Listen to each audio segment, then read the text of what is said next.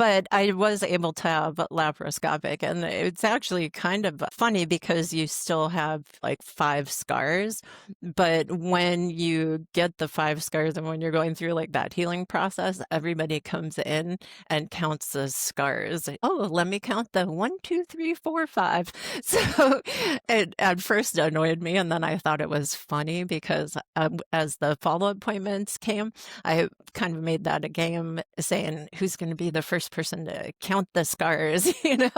So Yes. it was just finding humor in like the small moments. And that's something you talk about a lot in the book, which I love is finding humor. It's so important in life. Can you expand upon that a little bit, like for anyone going through this diagnosis, maybe they have surgery or not, or treatment? Absolutely. I think that humor is really important because otherwise, you're right, your mind does go down the rabbit hole and you keep thinking, I don't really think I ever thought, why me? But I did a lot of the, how did I get to this point?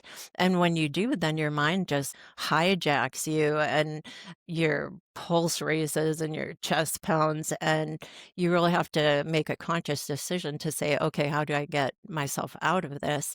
And one of the things that I've always relied on is humor. So even, I'm less than, I think I was maybe 24 hours post-op, and I was talking to my sister at this point, and I told her, I'm just going to throw caution to the wind and try something new. And she's basically asking me, well, what exactly does that look like? And I said, skydiving. And she Oh said, my goodness. she said, really? Hang on a second. She said, aren't you still afraid of heights? And I said, yes.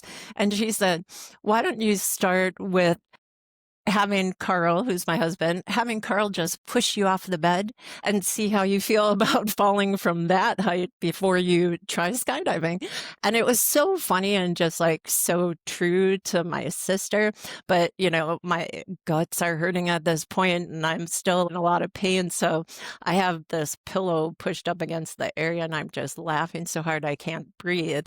I tried to really cultivate those moments and just silly little things that would make me laugh and help me remember, hey, I'm still here, I'm still alive.